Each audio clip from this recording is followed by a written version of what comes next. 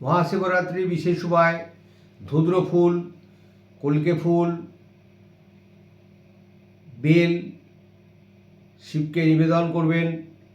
আর একটা বিশেষ উপায় বলি, 14টা নীল অপরাজিতা ফুল শিবলিঙ্গে নিবেদন করার পর 2টো অপরাজিতা নিয়ে বাড়িতে নিয়ে চলে আসবেন।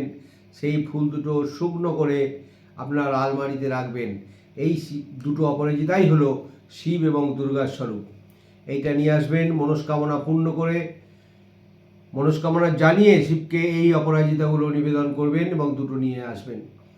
আর সর্বদাই তামার ঘটিতে দুধ ঢালা অত্যন্ত অশুভ। তামার ঘটি বা লোটা ব্যতি রেখে যে কোনো জায়গায় পাত্রে আপনি শিবকে দুধ গঙ্গা জল দিতে পারেন, চন্দন দেবেন, মধু দেবেন, এইগুলো শিবলিঙ্গে নিবেদন করুন। অত্যন্ত ভালো ফল পাবেন, অত্যন্ত ভালো তিথি এইটা।